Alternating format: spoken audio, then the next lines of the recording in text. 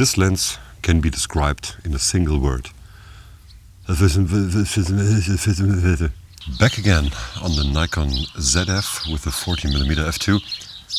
Wow, the footage was so poppy. I'm so glad I bought this lens. So it seemed on paper to be a good candidate for 3D pop, and I'm not disappointed at all. It should be even more poppy, or well, at least as poppy as the Helios 44-2. Did you hear that? So what I want to do right now, it has rained, the air is cool, the light is even. I want to check out if this lens looks as good as the 35mm f1.4 on the Fuji. Because I believe the 35mm f1.4 to have a very great amount of pop. And so we will check out two situations that are poppy in my opinion. I stopped this lens down thanks to Dirty Photography Club to f4. I will now create a little more distance to get the effect even more visible. So now I'm about 4 meters away, and as you can see, I'm wearing my best outfit.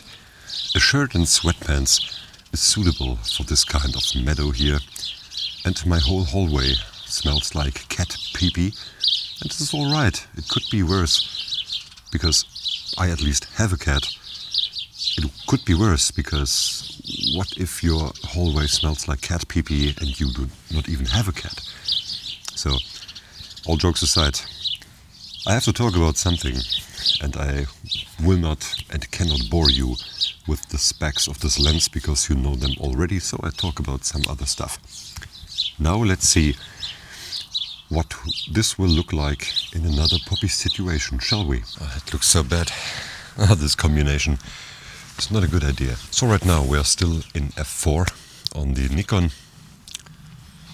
This is another poppy situation. What do you think? I will mount the Fuji XT3 with the 30mm next, and I hope I can almost at least match the shot so that we can compare side by side what this looks like. So far I do not regret buying this cheap, or not cheap, but affordable lens for the system. Some adapters for a Sony glass to this Nikon Zf are more expensive than this lens. I don't know, I bought a cheap one. As you already know, I made a video about this and I still really like it. But this is content for another video that I have to discuss then with some other lenses that I own for the Sony system. What do you think? Does it look good? I think it looks exceptionally good. Now let's see what the Fuji does. This is what the Fuji looks like in this situation. I did not match the shot exactly, but well, it's about the pop, but I will do it. So this is what it looks like on the XT3 with the 35mm f1.4 at 2.8. So what do you think? Do you think it looks better compared to the Nikon 40mm? I don't think that it should look better even. On paper, this lens has less 3D pop than the other, but as you already know, it depends on way more than that. Despite of lighting and so on, it also depends on how the sensor is built, how the sensor is stacked. You see, what we see now is the Fuji sensor, and this Fuji sensor does a great job in rendering that image, if I am in focus. I hope I am, Fuji. I still have not received my cable, the micro HDMI cable for my field monitor, so I have no idea.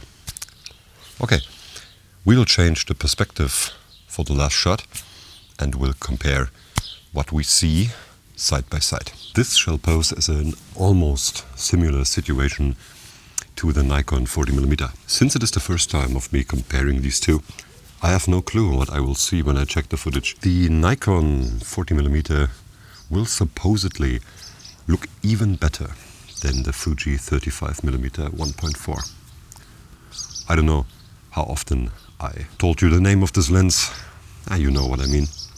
You know the lens. It would be enough to say the 35. See? I confused the numbers.